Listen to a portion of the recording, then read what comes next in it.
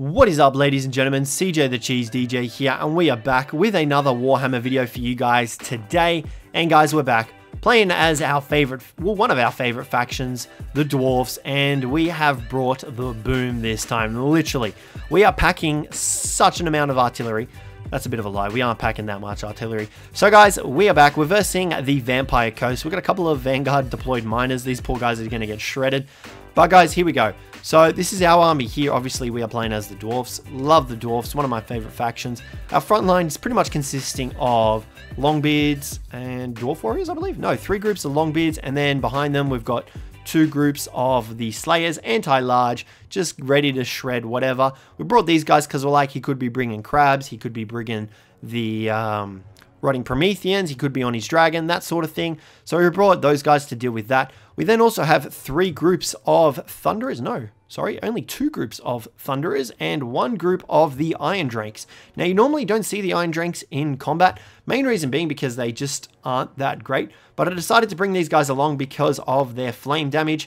They do the flame attacks, which to the Vampire Coast and any undead forces does deal extra damage, hence why we brought those guys. Poor miners out there in the front are getting absolutely destroyed. Main reason we bought those guys is because we were like, he's going to be bringing some heavy artillery. If we can soak a little bit of the ammunition with these guys, that's great. And you can see here, Queen Bess has already shot 2 shots in. These guys have unloaded a little bit of their ammunition, and none of our main forces have actually taken any damage because he's had fire at will on. So we've managed to soak a little bit of ammo with these guys, and they're still popping off even though they're routing. Vanguard deployed as well. We also have another 2 groups of miners, I believe, just to get into that backline because obviously the Dwarfs don't really have any sort of cavalry. As well as that, our artillery pieces, we've got a flame cannon, bolt thrower, and a gyrocopter with the brimstone gun. We also have Belagar leading the army and a runesmith just to pop those juicy runes, deal some extra damage. So guys, let's get the fighting underway. Straight away, we target the bolt thrower. We're like, we need to get rid of this Queen Bess if we have any chance of winning. And look at that, direct hit right there, taking her out. He's also got a mortar. So for my opponent's army, he's got 4 groups of the zombie pirate deckhand mobs with the polearms, and then the Tide of Skjold back here. He's got 3 groups of the deck gunners, which you don't normally see either, but that's a pretty good pick as well.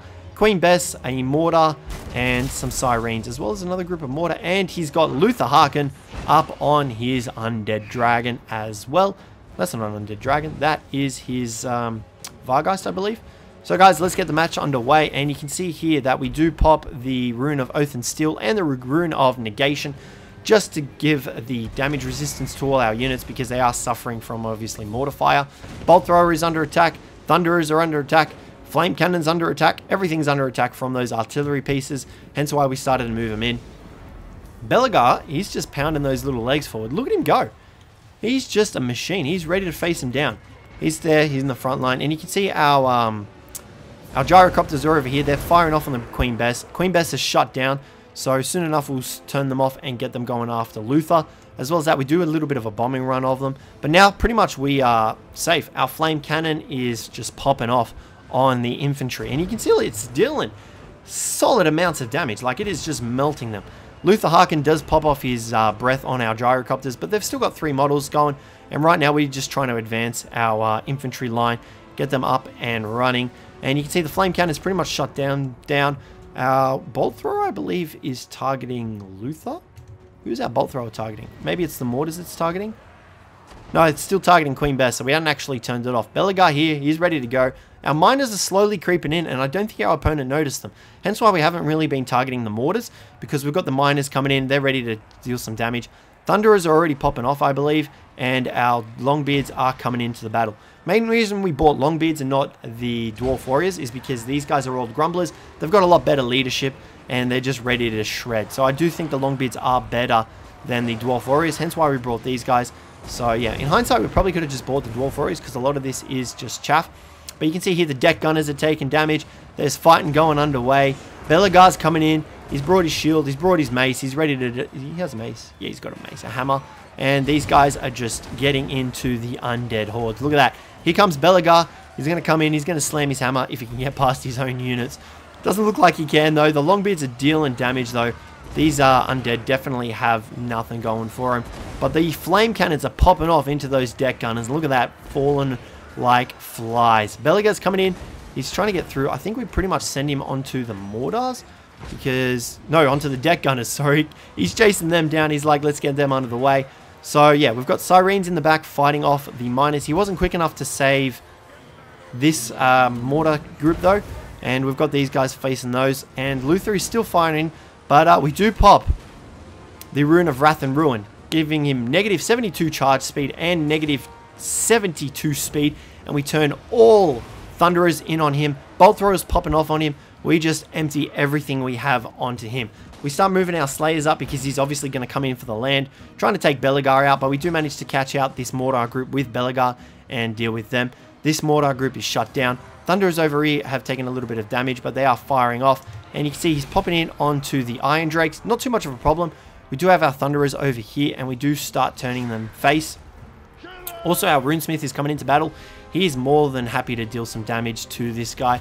Slayers are still moving in. I don't know where we were moving them, but I think we turn them about face, or these ones about face anyway.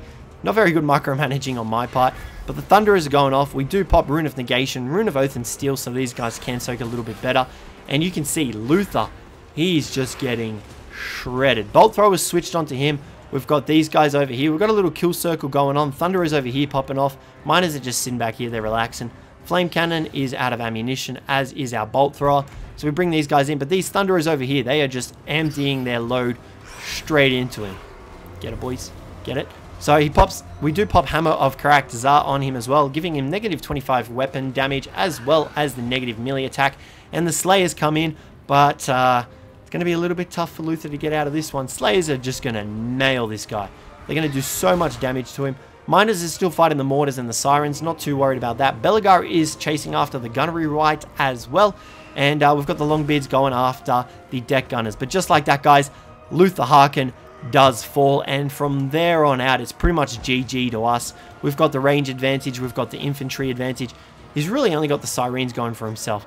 And the Depth Lord, he's in battle with a Belegar. Belegar, did you just headbutt him, Belegar? I think Belegar did just headbutt him, but we're just slamming down on him. Look at that. Poor Belegar. Poor Gunnery White, really? Because the Gunnery White is just going to die. Look at that. Taking the damage. Miners are coming in, helping Belegar out. Was that a little bit of friendly fire? Did Belegar just damage the Miners? And you can see there that army losses have started to kick in. Gunnery White goes down, and just like that, guys, we do win the match. So GG to us. Luther Harkin did overextend from our opponent, so a little bit of a shame for him, and he just kind of fell into our trap of Thunderers. Like, those Thunderers, they are crazy. They got barely any kills, but the damage output that they did to Luther just is ridiculous. Bolt Thrower did good. Flame Cannon cleaning up.